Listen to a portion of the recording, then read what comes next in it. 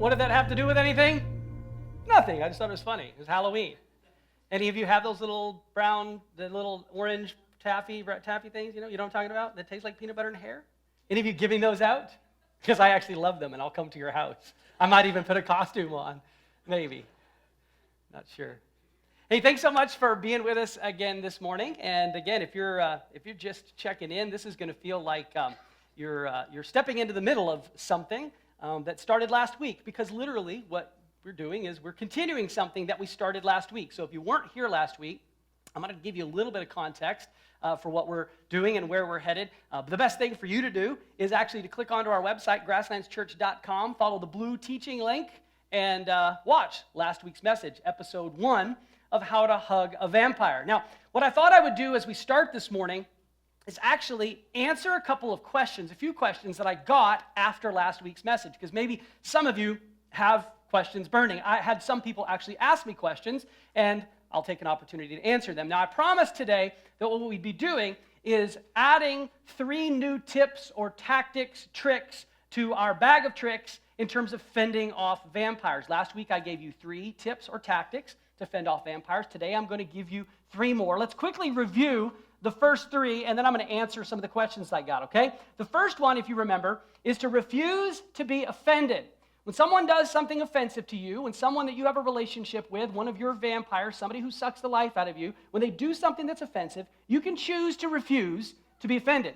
You have the right to be offended if you so choose to be offended, but you don't have to be offended. You can choose to refuse to be offended. The second thing that we can do is extend forgiveness even if the vampire doesn't ask for it.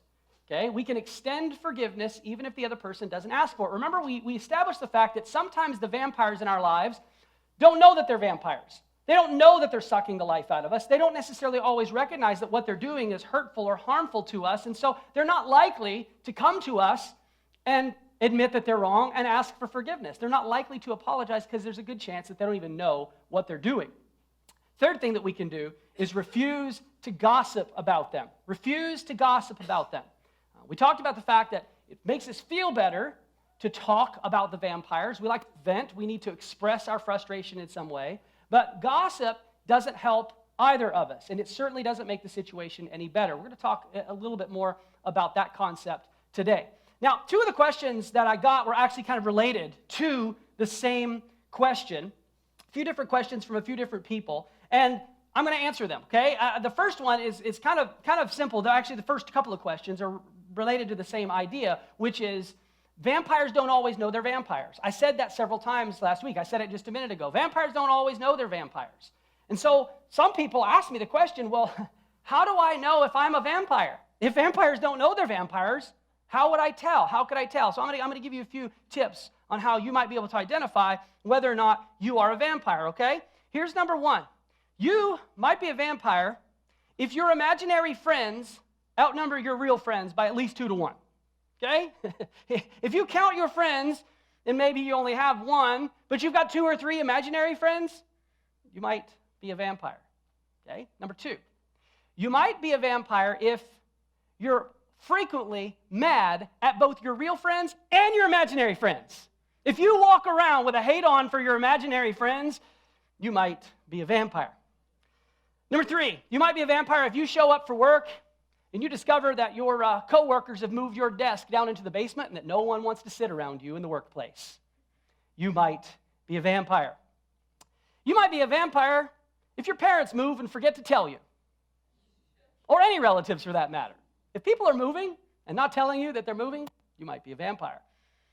Number 5, you might be a vampire if you attempt to replace a light bulb simply by holding the light bulb in the socket and expecting the whole world to revolve around you. You might be a vampire. This is a joke. I know I'm not as funny as that guy. I can do the wax lips thing, though. Yeah, okay. Here's number 6. You might be a vampire if you keep picking up the Medicine Hat News and reading your own obituary in there because someone keeps sending it in. Number 7, you might, this is the last one, okay? So give me at least a courtesy laugh on this one if you don't find it funny, all right? You might be a vampire if you get phone calls from telemarketers and they end up hanging up on you. All right, thank you for the courtesy laughs. All right. I won't quit my day job. Or maybe I will if you don't laugh at my jokes. All right? No, on a more serious note, okay? Another question that I got related to the same idea is, how can it be true that people don't know they're vampires, yet they know that what they're doing is actually wrong, it's mean, it's rude? They seem to be intentionally doing things to hurt you. How can they not know?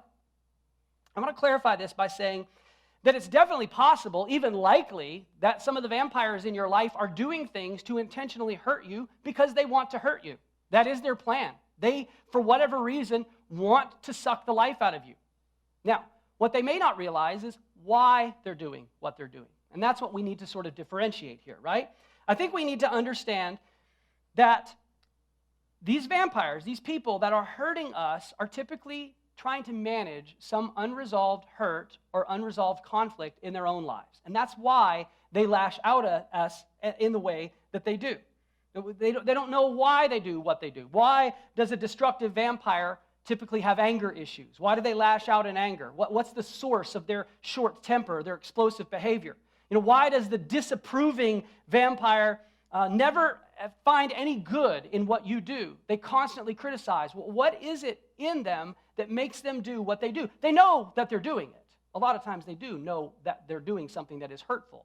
They just don't necessarily always know why. And so we need to look past the behavior and look for the why. That will help us in managing those relationships a lot better, right? They may admit that they know that there's something wrong, which is why there is this tension in your relationship, but the why is what's unclear to them. That's, again, why it's so important for us to manage our relationships based on what's happening in the heart, not necessarily so much what's happening in person. Now, another question that I got was related to the whole idea of gossip. It said, talking about my vampires definitely makes me feel better. How do I know if what I'm doing is okay or if I have slipped into gossip? Now, we established the fact that gossip is not healthy. God is not pleased with us when we gossip. That's not part of his best laid plans for our lives. So how do we know if what we're doing in terms of venting is constructive or if we've crossed a line into gossip? Now, I agree, I think we all agreed that in dealing with difficult relationships, there are times when talking about it makes us feel better. We need to vent. But what I want to do here is give you maybe some guidelines and some directives on how to vent constructively, or maybe some other ways that you can relieve the stress and tension without having to vent verbally, okay? First thing that you might consider is that if you know that you're going to be spending time with someone who sucks the life out of you, one of the things that you can do is you can prepare in advance ways that you might need to blow off steam or to deal with that frustration. So, we got holidays coming up here in a couple of months. Many of you will probably spend time with in-laws. And in-laws can often be the source of vampirism. Stop, put your elbows down. I thought that was funny, all these. Yeah. In-laws can often be a source of tension and frustration. But we know going into these situations that we're going to be spending time with someone who is difficult for us, someone who tends to get us riled up, someone who tends to create stress for us. So here's some suggestions. Plan in advance ways that you can manage that stress after the fact, knowing that you're going to be stressed, okay? For some of you, maybe you need to plan to go for a long run, maybe a run or going to the gym and exercising. Maybe that's one of the ways that you get rid of your stress and you just plan it. Hey, we're going to be going and visiting in-laws or some other relative or somebody over the holidays that creates stress for me, and I'm taking my workout clothes and I'm finding the nearest YMCA or CrossFit box and I'm going to pump some iron because I know I'm going to need to blow off that steam, right? Or maybe it's for you, you just take your dog for a walk or go spend some time in nature. Maybe it's getting in your car and cranking up some worship songs really loud or some AC/DC, whichever helps you get your anxiety out, right? Whatever you can do, plan in advance, prepare for it, okay? All right? Another thing that you can do as it relates to venting is to plan time to vent to God. Pray, talk to God. You can shout at him, you can yell at him. He's big, he can take it, okay? All right? And that's something that we probably fail to do often in the context of some of these stressful relationships. We need to pray for ourselves, our own sanctification, our own ability to manage the stress that we're dealing with. We can also pray for the other person to make sure that God is helping us do the best that we can to help them, okay? So pray, vent to God. I said last week that the difference between gossip and counseling is gossip is often when we take our problem and we vent to someone who's either not part of the problem or part of the solution. We just need to get it off our chest. God is always a part of the solution, period. In fact, you may say that some of these vampires that you're dealing with, the only thing that's going to change them is a miracle. Guess what God's in the business of? Performing miracles, right? So if you want God to intervene, talk to God, vent to God. Now, the other thing when it comes to actually venting, getting counsel, talking to someone, which I know we all need to do at times, is to focus on conversation with someone who's completely separate relationally, right? So if it's a family member that is sucking the life out of you, don't go and vent to another family member. Go and find someone who's completely removed from the situation. If it's a coworker or somebody in your neighborhood, don't vent to another coworker. Don't vent to someone else in your neighborhood. Vent to someone who's completely impartial and has no relationship with that person. And here's the way you vent, okay? If you're a note taker, write this down. I don't have anything on the screen, but you can write this down. This is really important. When you're venting, focus your conversation on your own feelings and how you're dealing with those feelings. Don't focus your conversation on the other person's behavior. When you spend all of your time talking about their behavior, you're not going to change anything. You are not going to change anything by venting to someone about what somebody else is doing. But if you can have a conversation with someone about how you're dealing with your own emotions, you can verbally process how to better deal with that. I'm a verbal processor. I think better when my mouth is running, which is why my mouth runs so often. Some of you experience that, right? But I can deal better with my emotions when I can actually talk through them, and sometimes that's what we need to do. So we need to focus our venting, focus our conversation on our own emotions and how we're dealing with those emotions and not the other person's behavior. Then it's not gossip, right? Does that make sense? If I'm talking about me, then it's not gossip. But if I'm talking about the other person, particularly putting them down for their behavior, criticizing their behavior, then I walk that fine line of being healthy, constructive conversation versus being gossip. Make sense? Yeah, you all with me? Everybody still awake? Good. We need some more donuts. Get the blood sugar up. No? Okay. All right. Here's what I'm going to do. I'm going to pray. And then I'm going to give you the three final tips, tactics, things that you can do to fend off vampires. Let's pray together. God, we humbly bow and just ask you to lead us. We can joke around about these relationships, but really, in a lot of cases, they're not a laughing matter. I know that some relationships that are represented in this room are really tense and really stressful, and it's not funny. And all kidding aside, we just want you, God, to speak to us today. Give us clarity on how we can really better manage ourselves in the context of these relationships. That we know what things we need to focus on so that we're better prepared for conflict and so that we handle it in a way that is pleasing to you. We give this time over to you, God, and just ask that you lead us by the power of your Spirit. In Jesus' name, amen. All right, note takers, getting ready for the next blank here. Number 4, this is your 4th tip, trick, tactic at fending off vampires. It's pretty simple.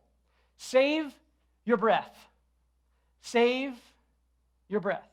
See, one of our tendencies when we have someone who's sucking the life out of us, when we find ourselves in a stressful, tense situation with another person, is we kind of rationalize to ourselves that if we could just help them see reason, if we could help them see exactly what they were doing, then they would be thankful, right? If I could just help them understand how damaging and hurtful their behavior is, why, they'd thank me, wouldn't they?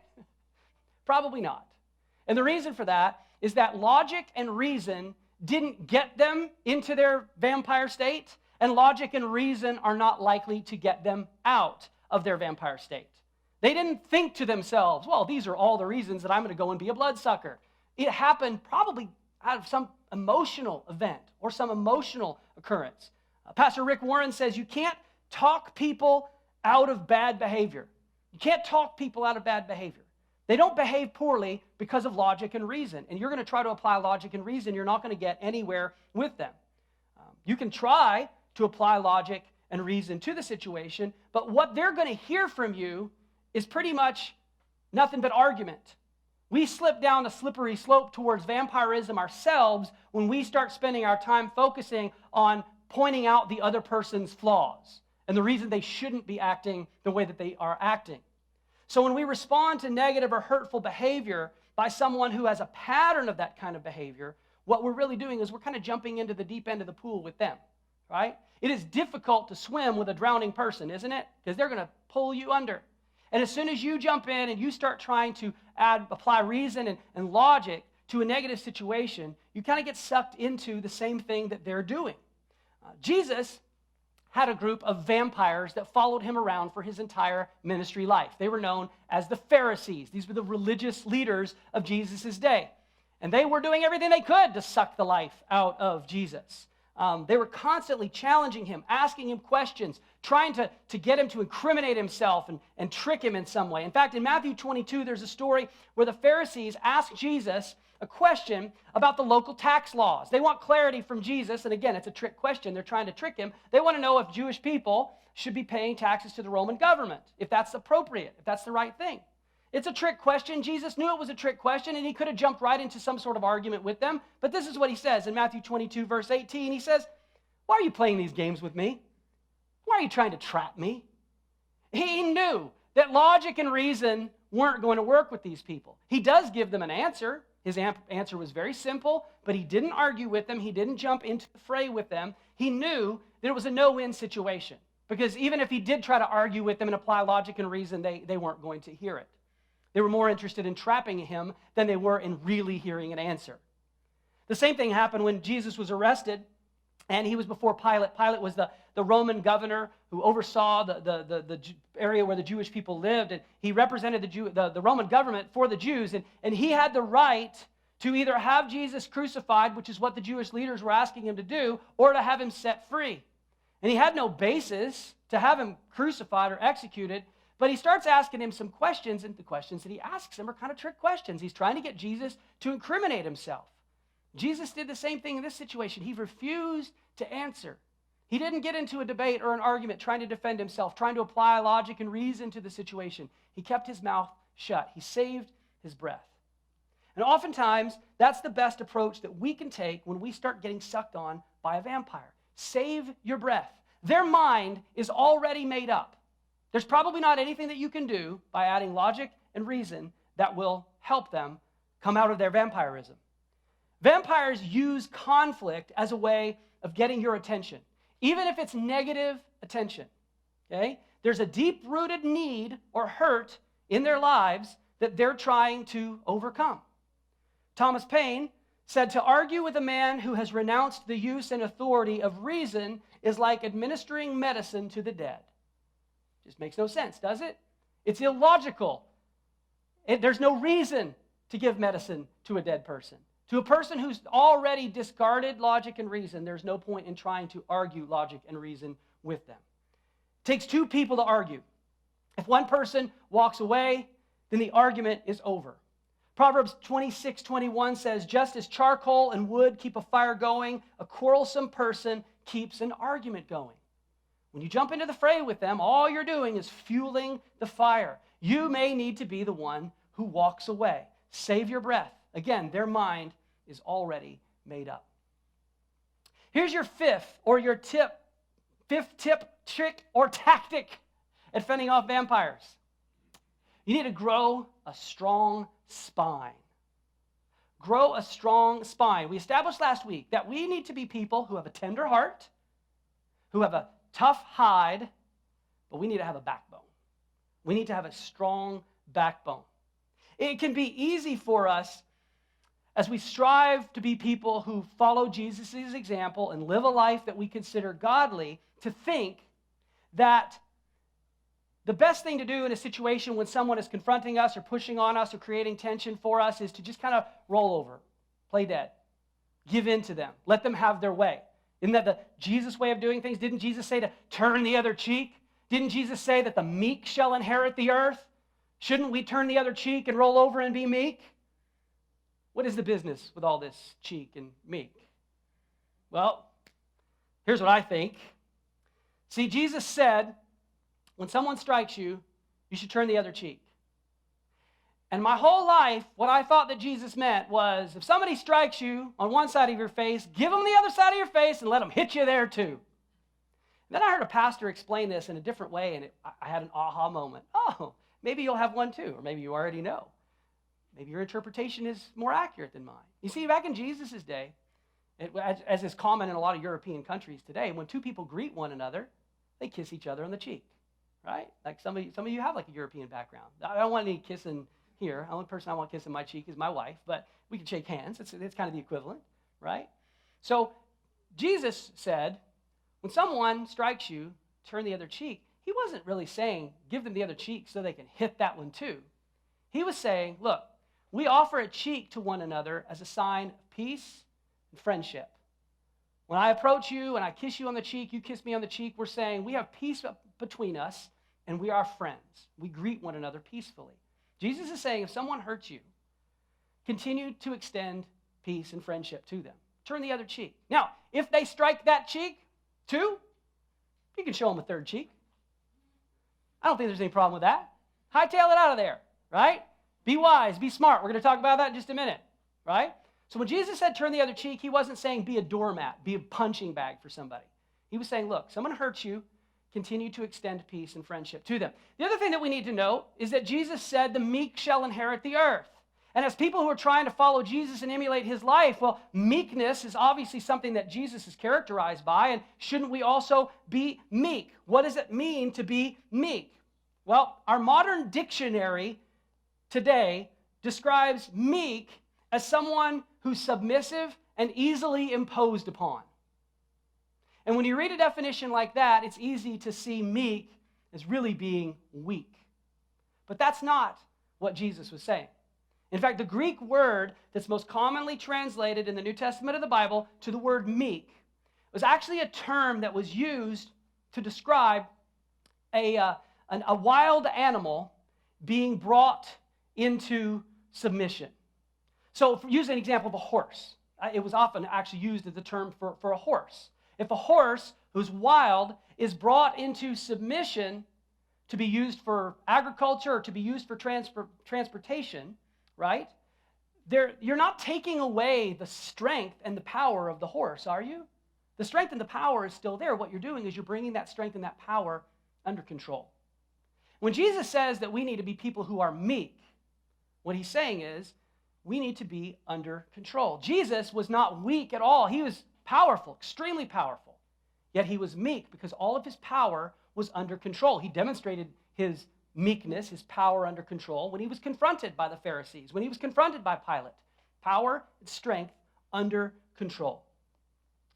One additional item that I think that we need to take note of, something we talked a little bit about last week that we need to explore a little bit more here, is how forgiveness factors into the context of this process of having a backbone, having a strong spine.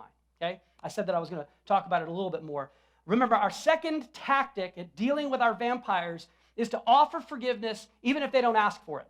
Offer forgiveness even if they don't ask for it. And I said last week that forgiving is not the same as forgetting. Part of having a strong spine, having a strong backbone, is remembering when we've been hurt and we've been offended by someone. Because here's the deal. While forgiveness is something that is instantaneous, trust is something that takes time to build. And just because you forgive someone doesn't naturally mean that you need to trust them.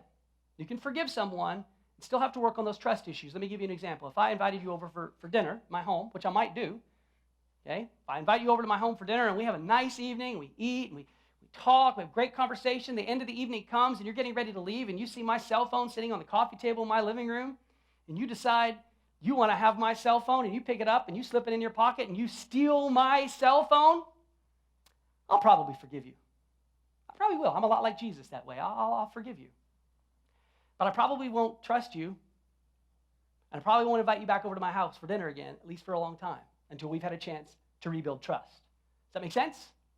So just because you forgive someone for the hurt, or for the sin against you, doesn't mean that you need to readily welcome them back into a space where they can hurt you again.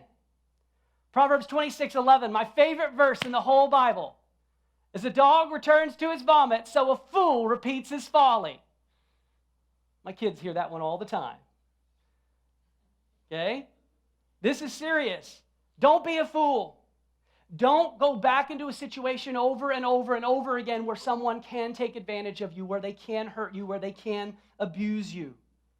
You need to have a strong spine. You need to exercise wisdom, be a wise person, and create some boundaries for yourself. When people continuously hurt you or create difficulty in your life, you are a wise person to create real boundaries to allow time to rebuild trust. Again, just because you've forgiven them doesn't mean that you instantaneously trust them. We need to be people who are meek. We need to have our power and our spirit under control, our power and our strength under control. We need to be people who are willing to turn the other cheek. Even when someone has hurt us, we continue to offer peace and friendship to them. But we also need to have a backbone. We need to have a spine. We need to prevent ourselves from being repeatedly abused and hurt and taken advantage of, sucked dry by the vampires in our lives. Okay, here's number 6. Here's your final tip, tactic, trick to fend off vampires. You should always take the high road. Always take the high road. Always do the right thing. You can't control what people think about you. You can't control what they say about you. To some degree, you can't control what they do to you. But you have 100% control over how you respond to them. 100% control. Right? Because you're meek. You've got your strength and your power under control. So you choose the way that you respond or react to what they do to you. When you stoop to the vampire's level, they're already on the low road. When you take the low road, guess what you've just done? You become a vampire yourself. Right? Vampires don't take the high road. But when we're dealing with vampires, people that are challenging to us, we need to always take the high road. Misery loves company. That's where they're trying to drag you. They're trying to drag you down into a place where you're hurting the way that they're hurting, where you're discouraged the way they're discouraged. We don't know why. We just know that that's what they do. But you can choose to respond to their negativity with grace. You can choose to respond to their anger with kindness or to their criticism with love. Respond with love. Romans 12:14 says, wish only good for those who treat you badly. Ask God to bless them, not curse them. Oh, that's really hard, isn't it? Because we like to pray to God and say, bring them what they deserve, right? We said last week that forgiveness is giving up our right for payback, justice, and giving it over to God to let Him to apply justice. But we do that, and then we're praying that God would strike them down with a lightning bolt because that's what we see as being just. That's what they deserve. But God tells us right here that we need to pray that they would be blessed, not that they would be cursed. That's real love. It's really easy to love people who are lovely, isn't it? Like, I love you. You're all lovely people. You love me. I'm really lovely. I'm lovable. But some people are not so lovable. They make it hard to be loved. Yet that's what real love is. When we can see past the hurt, see past the behavior, recognize that there's a heart issue, there's something going on there that they need God to heal. They need a miracle in their lives. While we were still unlovable, while we were still offensive to God, He demonstrated real love by sending His Son to die on the cross